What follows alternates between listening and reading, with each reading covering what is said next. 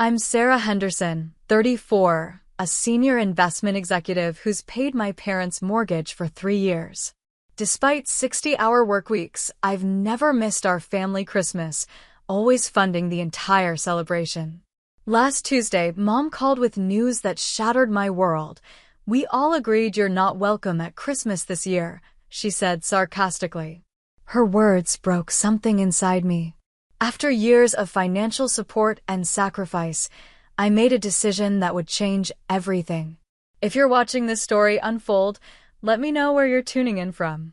Hit that subscribe button if family drama like mine makes you feel less alone in your struggles. Growing up in Lakeside, Ohio, I never imagined I'd be bankrolling my family's lifestyle. My childhood was typical middle-class American. Dad Robert worked at the local manufacturing plant, Mom Barbara taught part-time at an elementary school, and my younger brother Eric and I shared a modest but comfortable home. We weren't wealthy, but we had enough. Everything changed during my junior year of high school when the recession hit our town hard. Dad's company downsized, cutting his hours in half. Mom took on more substitute teaching, but it wasn't enough.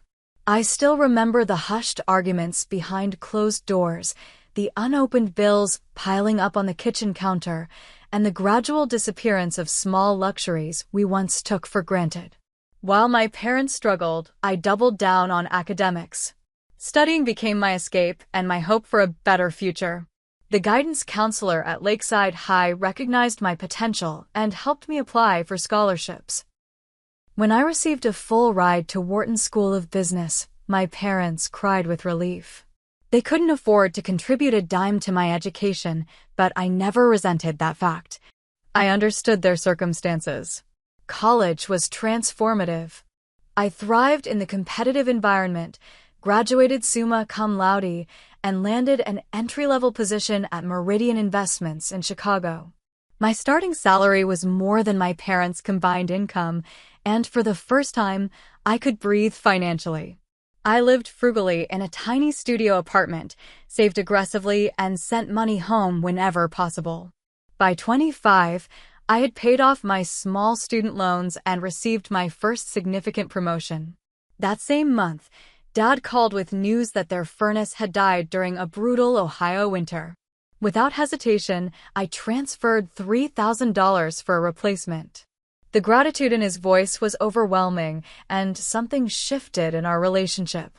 I was no longer just their daughter. I had become their safety net. As my career accelerated, so did my financial support. Monthly transfers became a regular occurrence, helping with everything from car repairs to property taxes. I never questioned this arrangement. In my mind, I was simply returning the love and care they had given me growing up. 3 years ago, disaster struck. Dad suffered a minor heart attack, resulting in mountains of medical bills despite their insurance. Simultaneously, the bank initiated foreclosure proceedings on their home of 20 years. During a teary phone call, Mom confessed they were 6 months behind on their mortgage and had nowhere to go.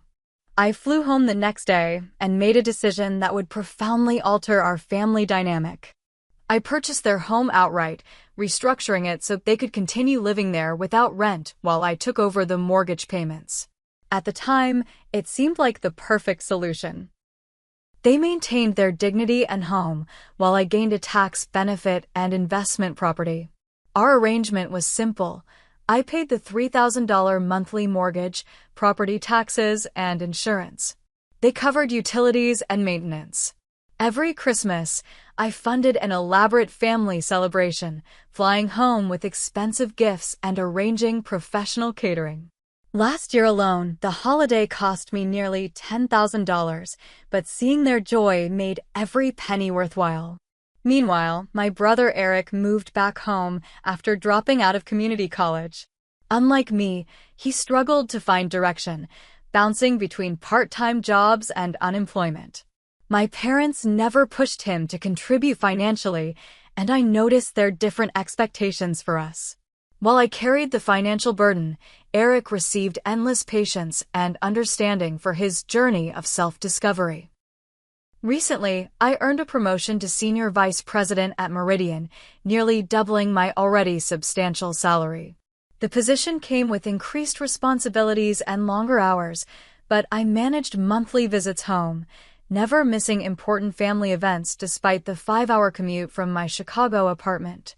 Dad's health remained precarious, with ongoing cardiac issues requiring expensive medications.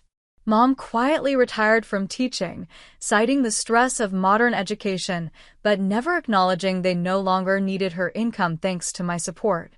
I paid for Dad's prescriptions without complaint, added them to my cell phone family plan, and even funded a kitchen renovation they'd wanted for years. The first hints of resentment emerged subtly. Mom's comments about my fancy Chicago lifestyle carried an edge. Eric's eye-rolling when I mentioned work challenges suggested my problems weren't real. Dad, always the peacemaker, would change the subject whenever tensions rose. Still, I dismissed these warning signs, attributing them to normal family dynamics rather than the troubling undercurrent they represented. Despite everything, I loved them fiercely and believed they appreciated my sacrifices. The mortgage statements arriving monthly in my name served as concrete reminders of my commitment to keeping our family secure. Little did I know how quickly that security would crumble with a single phone call. Last Thanksgiving provided the first clear warning that something was seriously wrong in our family dynamic. I had taken a red-eye flight after closing a massive client account, arriving sleep-deprived but determined to participate in our traditions. When I entered the kitchen to help with preparations, Mom barely acknowledged me, continuing her conversation with Eric's new girlfriend, Jennifer. "Sarah's finally graced us with her presence," Mom said with a smile that didn't reach her eyes. "I told Jennifer we shouldn't expect you until dinner was actually on the table." The comment stung, especially since I had rearranged multiple meetings to arrive by noon. Jennifer, a local dental hygienist with a perpetually judgmental expression, looked me up and down. "Love your blazer," she said. "Is that what all the corporate types wear these days? Must be nice to afford designer clothes." My blazer was from a department store sale rack, purchased during a rare lunch break. I swallowed the urge to defend myself and offered to mash the potatoes. Throughout dinner, subtle digs continued. Eric mentioned a former classmate who had sold out to corporate America, looking pointedly in my direction. Dad remained silent, focusing intensely on his turkey. When I described a challenging project that had kept me working late, Mom interrupted. "We get it, Sarah. You're very important and busy. Some of us just live simple lives focused on family rather than money." Her words hung in the air like a physical barrier between us. The implication was clear. My career success had somehow made me less committed to family. I felt a tightness in my chest, but pushed it down, changing the subject to Dad's upcoming fishing trip. 2 weeks after Thanksgiving, Eric called asking for a small loan of $2,000 for a car repair. When I gently inquired about his job search progress, the conversation exploded. "Not everyone wants to be a soul-sucking corporate drone," he snapped. "Some of us are looking for meaningful work, not just a paycheck." "Eric, I'm just asking because this is the third emergency this year," I said carefully. "I'm happy to help, but what? You're keeping score now? Must be nice sitting in your luxury apartment judging everyone else's choices." I transferred the money immediately after our call, then sat in my kitchen feeling hollow. My luxury apartment was a 1-bedroom condo I'd purchased after years of saving, with a view of another apartment building rather than the lake. The furniture was mostly secondhand, as I funneled the majority of my disposable income to my family. Mom called the next day, ostensibly to thank me for helping Eric, but quickly pivoting to criticism. "You know, Sarah, not everyone measures success in dollars and titles. Your brother has a sensitive soul. Your materialistic values hurt him deeply yesterday." I bit back a reminder that my materialistic values were currently funding their lifestyle. Instead, I apologized for upsetting Eric and promised to be more considerate. Despite these tensions, I threw myself into Christmas planning with renewed determination. Perhaps a perfect holiday would restore our connection. I ordered an extravagant catering package from Riverside Gourmet, the finest restaurant in their town, arranging a full-service dinner with prime rib, lobster tails, and a professional server so Mom wouldn't have to lift a finger. The shelter where Mom occasionally volunteered was struggling to provide Christmas dinners for homeless families. In our family's name, I donated $5,000 to fund their turkey dinner program, knowing how much Mom valued community service. I imagined her proud smile when she received the acknowledgement letter. Between client meetings, I ordered thoughtful gifts. A specialized fishing gear set for Dad, the designer kitchenware Mom had been eyeing for months, and for Eric, the latest gaming system he couldn't afford. I even selected a nice bracelet for Jennifer, hoping to warm our frosty relationship. My best friend Madison listened patiently to my elaborate Christmas plans over lunch. "Sarah," she said gently, "when was the last time your family did something similarly thoughtful for you?" The question caught me off guard. "They're going through a rough time," I defended. "Dad's health, Eric's job situation. They've been going through a rough time for 8 years, Madison pointed out. At what point do you acknowledge the imbalance? I dismissed her concerns, but her words lingered uncomfortably. That evening, I texted Mom about my flight details for Christmas Eve, receiving only a terse "we'll see" in response. When I called Dad to check on his health, his usual warmth seemed dimmed, our conversation stuttering through awkward silences. "Is everything okay, Dad?" I finally asked. "Just fine, sweetheart," he replied, but the strain in his voice told a different story. "Your mother's a bit stressed about the holidays, that's all." Work pressures mounted as year-end deadlines approached. I regularly stayed at the office until midnight, fueled by coffee and determination to clear my schedule for a full week off at Christmas. This rare vacation had been approved months in advance, a precious opportunity to reconnect with my family without email interruptions. I sent Mom cheerful updates about the catering menu, asking for her input on dessert options. Her responses grew increasingly delayed and curt. When I shared exciting news about my holiday bonus, which would cover a bathroom renovation they'd mentioned wanting, she replied only with, "Must be nice." My calls went increasingly to voicemail. Eric stopped responding altogether. Only Dad maintained contact, though our conversations felt strained. Still, I continued shopping, wrapping, and planning, clinging to the belief that any family tensions would dissolve in the magic of Christmas morning. The Sunday before my scheduled departure, I received a text from Jennifer of all people, "You might want to call your mom about Christmas plans." A flutter of anxiety rose in my chest as I dialed the number I knew by heart, unaware that this call would permanently alter the course of our family. "We all agreed you're not welcome at Christmas," Mom said, her voice dripping with sarcasm that made her words even more devastating. "We thought you'd be too busy anyway." The phone felt suddenly heavy in my hand. I had stepped away from a critical year-end meeting to take her call, expecting to confirm final holiday arrangements.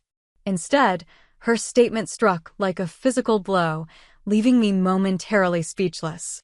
"What do you mean all agreed?" I finally managed, my voice barely audible even to myself. "Who agreed? About what?" "Eric, Jennifer, your father, and I," she replied matter-of-factly. "We had a family discussion last night. We decided it would be better if you didn't come home for Christmas this year." The casual way she described their family meeting, one I hadn't been invited to participate in, made my stomach twist painfully. The explicit clarification that Eric's girlfriend qualified as family, while I apparently did not, only deepened the wound. "Mom, I've had this time off approved for months. I've already bought my plane ticket." "I don't understand." "Sarah, let's be honest," she interrupted. "You're always distracted when you're here, always checking your phone for emails. Eric says it makes everyone uncomfortable, like we're not important enough for your full attention."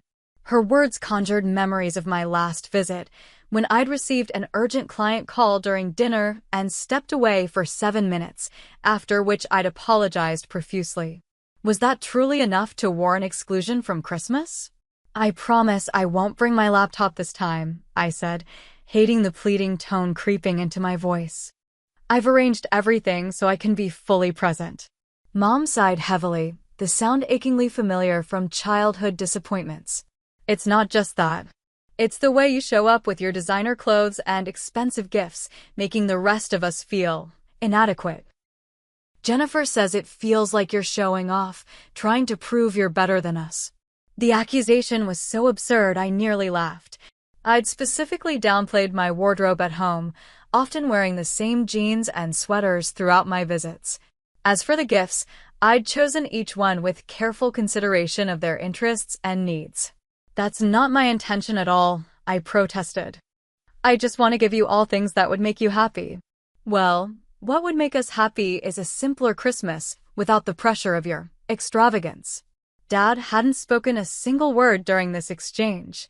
His silence hurt almost more than Mom's accusations. "Dad?" I ventured. "Are you there? Do you feel this way too?" A muffled sound indicated he was indeed present, followed by a throat clearing.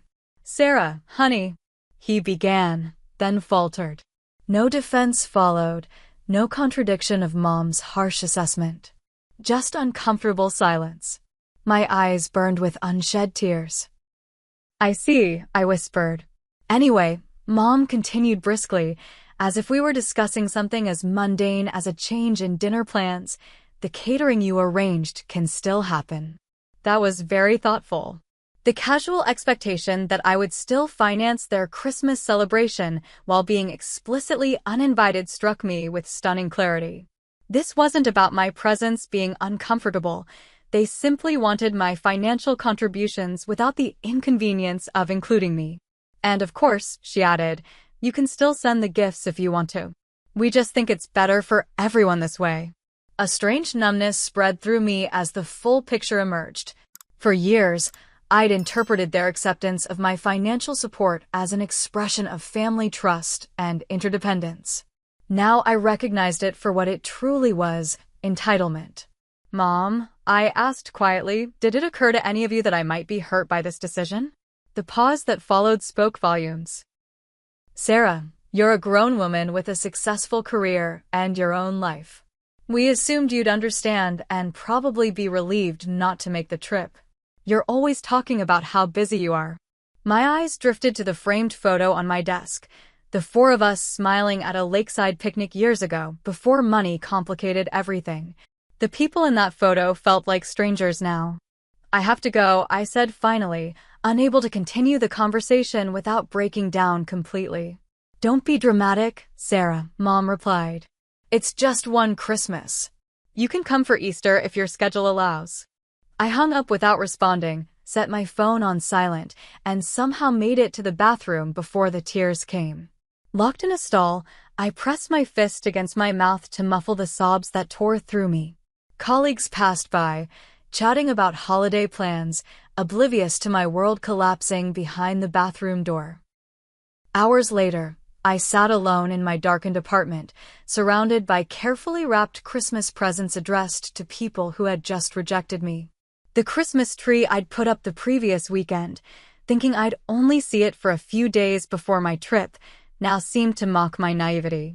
My phone showed multiple missed calls from Madison, but I couldn't bring myself to explain what had happened. The betrayal cut deeper with every passing hour as I replayed years of memories through this new lens. How long had they resented me while accepting my money? How many family gatherings had included private jokes at my expense? What did they say about me when I left the room? Most painful was the recognition that this couldn't have been a sudden decision. The family meeting suggested premeditation, discussions behind my back, a building consensus that I was an unwelcome intruder rather than a beloved daughter and sister. I pulled out the mortgage statement for my parents' home, staring at the outstanding balance of nearly $300,000. For 3 years, I'd faithfully sent payments without complaint, viewing it as an investment in our family's security and happiness. Now those payments felt like entries in a ledger of exploitation. Sleep eluded me that night as I cycled through shock, grief, and eventually a simmering anger that would fundamentally alter our family dynamic forever. Morning light filtered through my blinds, finding me still awake, eyes swollen from crying. Something had shifted during those dark hours, a hardening resolve beneath the hurt. I showered mechanically, made coffee, and called Madison. "They did what?" she gasped after I recounted yesterday's conversation. "And they still expect you to pay for everything?" "Apparently," I replied, surprised by the steadiness in my voice. "Sarah, I've kept quiet for years, watching you bend over backwards for them, but this crosses every line. They're using you." Her bluntness would have offended me yesterday. Today, it resonated with my emerging clarity. "I know," I said simply. "I've been allowing it. So, what are you going to do?" I glanced at my laptop where I'd spent the pre-dawn hours reviewing financial records. "I'm going to stop." Madison's silence conveyed her surprise at my newfound determination. "You're right," I continued. "This has been happening for years. I just couldn't see it because I needed to believe I was valued for more than my wallet." After our call, I opened my planner and methodically canceled my vacation request. Then I made another call to Riverside Gourmet. "I need to cancel the Christmas catering order for the Henderson residence," I told the manager. "Of course, Ms. Henderson. Since it's within our 10-day cancellation period, we can only refund 50% of your deposit." "That's fine." $3,000 seemed a small price for the clarity I was gaining. My next call was to Lakeside Community Shelter, where I'd made the turkey dinner donation. "Hello, this is Sarah Henderson. I donated $5,000 for your Christmas meal program recently." "Yes, Ms. Henderson. We're so grateful.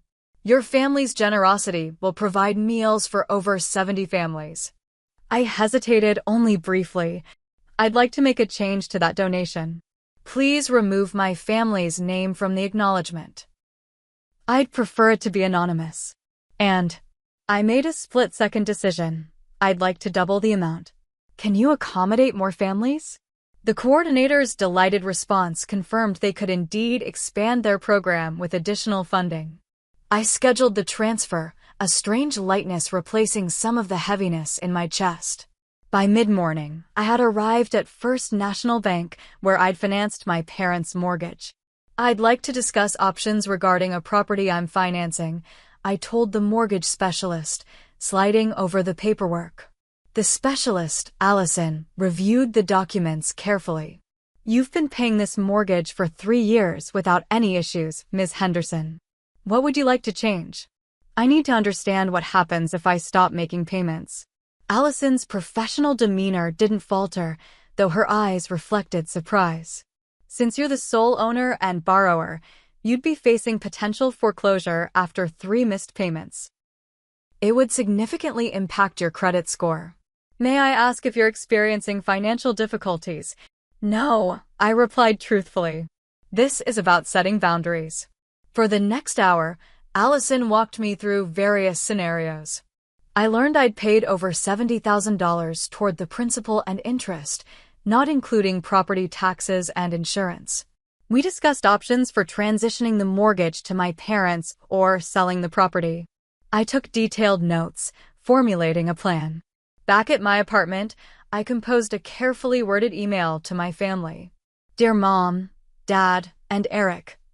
In light of our conversation yesterday, I'm making some changes to our arrangements. The Christmas catering has been canceled. Your mortgage payment will not be made in January. I've arranged for all future mortgage statements to be forwarded directly to you so you can decide how to proceed.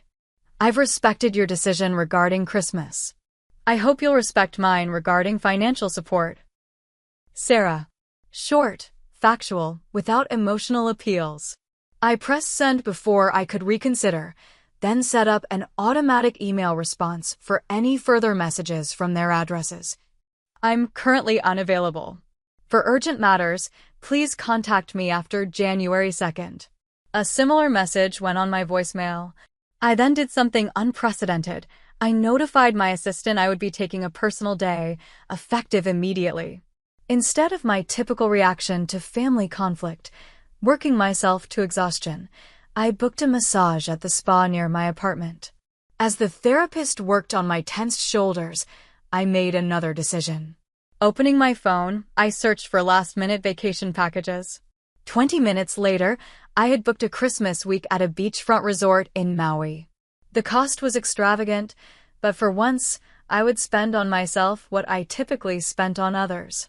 The confirmation email arrived with a photo of palm trees and turquoise water. A stark contrast to the Ohio winter I'd expected to endure. Shopping for summer clothes in December felt surreal.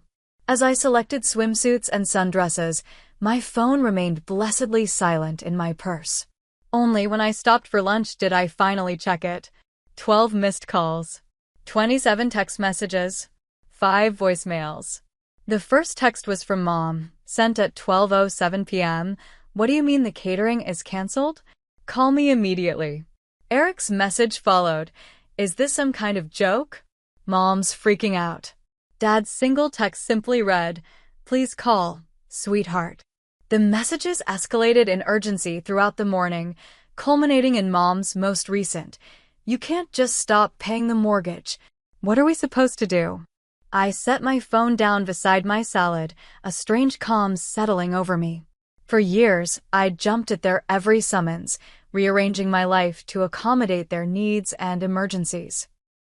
Today, their panic produced not anxiety, but a quiet affirmation that I was finally taking necessary action. The hostess approached with concern.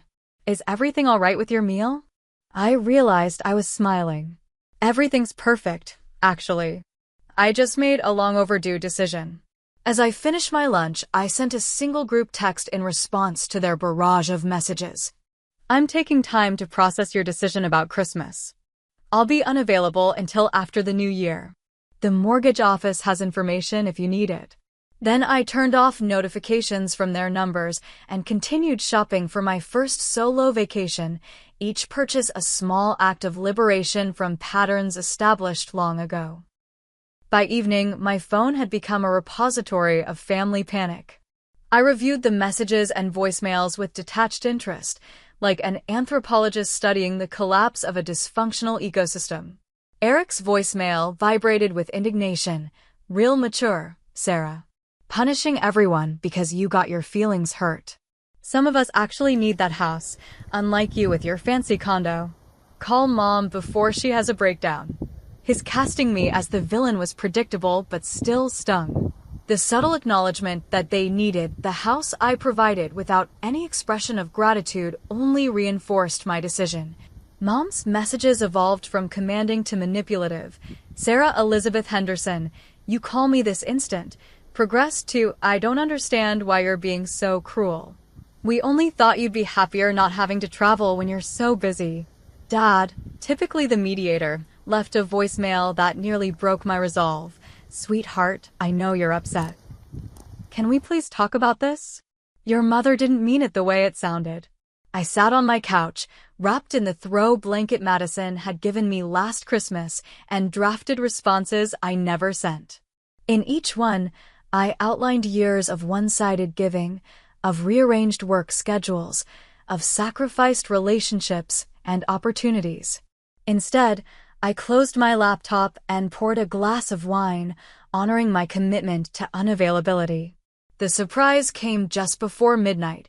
A text from Jennifer. "I need to clarify something. I never said you were showing off with gifts." That was Eric's interpretation. For what it's worth, I told them excluding me was wrong.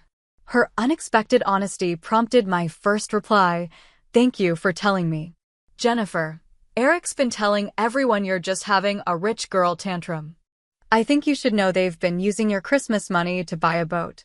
The revelation should have hurt, but instead, it crystallized my growing certainty. The family narrative painted me as an emotionally distant provider whose only value was financial. The boat explained Eric's sudden interest in fishing and Dad's evasiveness when I'd asked about their summer plans. Morning brought emails from distant relatives and family friends.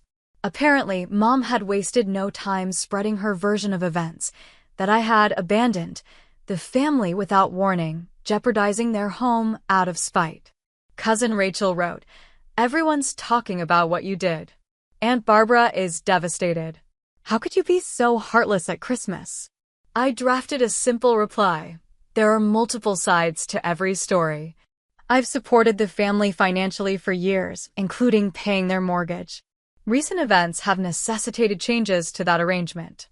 I attached documentation, mortgage statements, canceled checks, transfer records totaling over $100,000 in family support over the past 3 years. No emotional appeals, just evidence. Rachel's shocked response came quickly. "I had no idea. Barbara always said you helped a little with bills sometimes." The family narrative was unraveling with minimal effort on my part. By afternoon, my parents had received their first direct communication from the mortgage company. Dad called 7 times in succession. When I didn't answer, he texted, "The bank says we need to make a $3,200 payment by the 1st or they'll start proceedings. We don't have that kind of money. Please, Sarah." The familiar guilt rose, then subsided as I remembered Madison's words. They've been going through a rough time for 8 years. Their financial emergency was as manufactured as their Christmas exclusion was deliberate. I forwarded Dad the contact information for the mortgage specialist I'd spoken with, adding only, "Allison can discuss payment plans or refinancing options." Eric's girlfriend continued her unexpected role as informant. "Just so you know, your mom tried to drive to Chicago today to confront you. Eric talked her out of it, saying you'd probably call the police. They're talking about telling your company how you've mentally abandoned your family." The threat might once have terrified me. Today, it seemed almost comical. My company was well aware of my family obligations. I'd been transparent about my financial commitments during salary negotiations. Any attempt to weaponize my workplace against me would only embarrass them. "Thank you for the warning," I texted Jennifer. "May I ask why you're telling me these things?" Her reply came quickly. "Eric and I broke up last night. I got tired of watching him take advantage of people. First you, now his friend Logan, who's letting him crash on his couch, temporarily. It's a pattern." For days after my email, the first genuine attempt at reconciliation arrived from Dad. "Sarah, I understand you're hurt. I should have spoken up during that call. The truth is, it was Eric who pushed for you not to come, saying everyone would have a more relaxed holiday without walking on eggshells around you. Your mother agreed because she always sides with him. I went along because I always go along. That's on me, and I'm sorry." His honesty, though appreciated, highlighted the family dynamic I'd enabled for years. Dad's passive acceptance, Mom's enabling of Eric's resentment of my success, all patterns that my financial support had allowed to flourish unchecked. As Christmas approached, reports filtered in through extended family. Mom and Eric were scrambling to arrange a last-minute holiday gathering. The catering company had refused their attempt to reinstate the order under Eric's name when they couldn't provide payment. The community shelter had sent a lovely acknowledgement for my anonymous donation, causing confusion when Mom attempted to claim credit at her volunteer meeting. Each development confirmed what I had finally accepted. My family had come to see my support not as generous assistance, but as an entitlement. Removing it had forced a confrontation with reality they'd avoided for years. The evening before my flight to Maui, Mom made her most dramatic move yet, showing up at my apartment building. The doorman called up, "Ms. Henderson, there's a Barbara Henderson insisting on seeing you. She says she's your mother." "I'm not available to visitors," I replied calmly. "Please don't send her up." 20 minutes later, he called again. "She's still here, making quite a scene. Should I call security?" The old Sarah would have rushed downstairs, quieted the situation, and probably written a check to solve the problem. Today, I simply said, "Yes, please have security escort her out." "Thank you." Watching from my window as Mom was gently but firmly led to her car, I felt not triumph, but a profound sadness for what our relationship had become. Yet beneath that sadness was the unshakable certainty that I was finally breaking patterns that had damaged us all. 2 days before Christmas, I received a text from Dad that changed everything. "We need to talk as a family. Your mother is ready to listen. Can we meet tomorrow at Lakeside Coffee downtown? 2 p.m. After consulting with Madison, who offered to be on standby for moral support, I agreed to the meeting. The neutral location was a good sign. They weren't expecting me to come to the house I legally owned, but had been uninvited from. The following afternoon found me arriving at the coffee shop 15 minutes early, selecting a corner table with good visibility of the entrance. I ordered a latte and waited, mentally rehearsing the boundaries I needed to establish. They arrived as a unit: Mom, Dad, Eric, and, surprisingly, Jennifer. Mom's eyes were puffy from crying, Dad looked exhausted, and Eric radiated hostility. Jennifer nodded almost imperceptibly in my direction. "Thank you for coming," Dad began after they'd settled with their drinks. The formality between us broke my heart a little. "You're welcome," I replied simply, waiting for them to reveal their agenda. Mom jumped in immediately, tears threatening. "Sarah, we had no idea you would react so extremely to a simple change of holiday plans. If we'd known you'd punish us like this." "Barbara," Dad interrupted gently. "We agreed to start differently, remember?" Mom pressed her lips together, visibly struggling to contain herself. Dad turned to me with an attempt at a smile. "Sarah, we've realized there have been some misunderstandings about our arrangements. We've been depending on you financially more than we should have." Eric snorted. "That's putting it mildly. You have something to add, Eric?" I asked, maintaining a calm I didn't entirely feel. "Yeah, actually." He leaned forward, eyes narrowed. "You've held your financial support over our heads for years, making everyone feel indebted to you. Then the minute you don't get your way about Christmas, you pull the rug out from under us. Real nice." I took a slow sip of my latte, organizing my thoughts. When I spoke, my voice remained steady. "I'd like to share some figures with you," I said, opening a folder I'd brought. "In the past 3 years, I've paid $108,657 toward the mortgage on the house you all live in. I've covered $42,389 in medical expenses, primarily for Dad. I've funded every holiday gathering, totaling approximately $32,000. I've provided emergency funds of $27,450 for everything from car repairs to utility bills." I slid the documentation forward. "That's a total of $210,496 in direct financial support, not including gifts or the family cell phone plan. During this time, I've received exactly 2 thank you cards and countless criticisms about my work schedule, my priorities, and apparently, my Christmas gifts being too expensive." The table fell silent.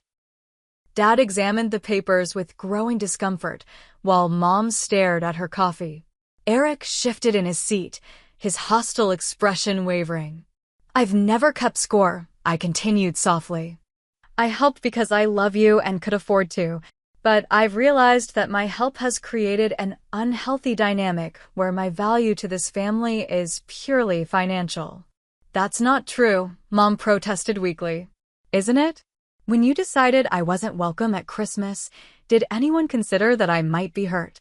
Or was the primary concern whether I'd still pay for everything?" No one answered. Then, surprisingly, Jennifer spoke up. "I was there during that conversation," she said quietly. "Eric started it by complaining that Sarah makes everyone uncomfortable with her success. He said, and I quote, 'Christmas would be more relaxed without her judging everyone.'" Eric's face flushed with anger. "You're seriously taking her side now?" "I'm not taking sides," Jennifer replied evenly. "I'm stating facts. You've complained for months about your rich sister while happily accepting her money. You told your parents they should expect more since she got promoted. I felt a rush of gratitude toward Jennifer, whose honesty was forcing acknowledgement of painful truths. Is that true, Eric? Dad asked, looking genuinely shocked. Eric's defiance crumbled slightly. You don't know what it's like living in her shadow, he muttered. Everything comes so easily to her. Easily? I repeated, finally allowing some emotion into my voice. I worked 30 hours a week through college while maintaining a 4.0 GPA. I've sacrificed vacations, relationships, and sleep to build my career. Nothing about it was easy. But you always succeed, he countered. Some of us struggle just to get by. You've been getting by in a house I pay for, with utilities I subsidize, while working part-time at most, I pointed out. Your struggle has been cushioned by my financial support. Mom interjected, her defensive posture softening slightly. We never meant to take advantage, Sarah. It just evolved this way. Each time you helped, it became a little easier to expect the next time. Her admission surprised me. I'd prepared for continued denial, not acceptance. I've enabled the situation, I acknowledged. By solving every financial problem immediately, I prevented you from developing alternatives. Dad reached for my hand across the table, the first genuine connection since this ordeal began. We've been terrible to you, sweetheart. I've known it for a while but couldn't find the courage to address it. When your mother told you not to come for Christmas, I should have spoken up. Why didn't you? I asked, the question that had haunted me for days. He sighed heavily. Because Eric threatened to move out if you came, and your mother panicked at the thought of losing him. I chose the path of least resistance, as I always do. It was cowardly. Eric stared at the table, his anger seemingly deflated by Dad's candor. So, where do we go from here? Mom asked tentatively. I laid out the options I'd prepared. The mortgage has 3 possibilities. You can take over the payments, we can sell the house and split any equity, or I can continue paying with clear boundaries and acknowledgement of my contribution. Their expressions told me they hadn't expected solutions, only a continuation of the status quo. We can't afford the payments, Mom admitted. Then perhaps it's time to downsize, I suggested gently. The house is too large for your needs, and the maintenance is becoming difficult for Dad with his health issues. The conversation continued for nearly 3 hours, delving into uncomfortable truths and possibilities we'd all avoided. Eric finally admitted his resentment stemmed from insecurity about his own life choices. Mom acknowledged her enabling of his dependency. Dad confessed to abdicating his parental responsibility by allowing Mom to make decisions he disagreed with. As afternoon faded into evening, we reached no perfect resolution, but established a framework for moving forward with greater honesty. I left the coffee shop emotionally drained but lighter, having finally spoken truths I'd suppressed for years. In my car, I called Madison. It went better than expected, I told her. We actually talked. Really talked. And you maintained your boundaries? She asked cautiously. Yes, I confirmed, watching my family exit the coffee shop through my rearview mirror. For the first time, I think they're actually seeing me, not just my checkbook. The confrontation had been painful but necessary, the first step toward either rebuilding our relationship on healthier terms or accepting its limitations with clear eyes. Christmas morning in Maui dawned with spectacular colors painting the sky. I sat on my private balcony, watching the sunrise with a cup of Kona coffee, experiencing a strange mixture of liberation and loneliness. For the first time in my adult life, I had prioritized my needs over my family's expectations, yet the emptiness of celebrating alone couldn't be entirely filled by tropical beauty. At breakfast in the resort restaurant, I noticed another solo traveler about my age, reading a novel at a corner table. Something in her peaceful solitude resonated with me. When she dropped her napkin, I retrieved it, leading to an introduction. I'm Melissa, she smiled. Here escaping family Christmas drama. Sarah, I replied, feeling an immediate kinship. Same, actually. We spent the day together, hiking to a waterfall where we shared abbreviated versions of our family complications. Melissa had distanced herself from toxic parents years ago, creating boundaries I was just beginning to establish. "The first holiday alone is the hardest," she assured me. "It gets easier. Eventually, you build your own traditions that bring genuine joy." That evening, as sunset painted the ocean gold, my phone rang with a call from Dad. I hesitated before answering. "Merry Christmas, sweetheart," he said, his voice warm but cautious. "I'm calling just for me, not as the family spokesperson." "Merry Christmas, Dad," I replied, surprised by the tears that sprang to my eyes. "How are you?" "Managing," he answered honestly. "We had a small dinner with your Aunt Susan. Not quite the celebration we're used to, but appropriate given the circumstances." The absence of guilt-inducing comparisons to previous elaborate Christmases I'd funded struck me immediately. "Dad, I'm sorry it came to this," I said softly. "I never wanted to hurt anyone." "I know that, Sarah. And I owe you the biggest apology." His voice cracked slightly. "I've failed you as a father by allowing this situation to develop. When you started supporting us financially, I should have ensured it was temporary. Instead, I got comfortable with the arrangement." His candor touched me deeply. "I could have communicated better about how I was feeling," I acknowledged. "Where are you?" he asked. "Your email auto-reply says you're unavailable." "I'm in Maui," I admitted. I decided to do something for myself for once. Instead of the disapproval I half expected, he chuckled warmly. "Good for you, sweetheart. That's exactly what you should be doing." After we hung up, I checked my messages to find a text from Mom. "I've been doing a lot of thinking. I didn't realize how much I've taken you for granted. I'm truly sorry for hurting you. Enjoy your holiday. We'll talk when you're ready." Her message contained no demands, no manipulation. Just a simple acknowledgement that represented significant growth from our coffee shop confrontation. The week in Maui became unexpectedly healing. Away from family obligations and work pressures, I reconnected with parts of myself long neglected. Melissa and I became fast friends, promising to stay in touch after returning to our respective lives. When I arrived home on New Year's Day, I faced several emails from the mortgage company. My family had made a partial payment, not the full amount, but a good faith effort that surprised and touched me. Accompanying the payment was a letter from all three of them, outlining a plan to assume gradually increasing financial responsibility. Over the following weeks, our family underwent a transformation that would have seemed impossible before the Christmas crisis. Eric, shocked into reality by the confrontation, secured full-time employment at a local marketing firm using a reference I'd provided years earlier. Mom acknowledged her role in enabling his dependency and joined a support group for parents of adult children. Dad started standing up for his opinions rather than defaulting to Mom's decisions.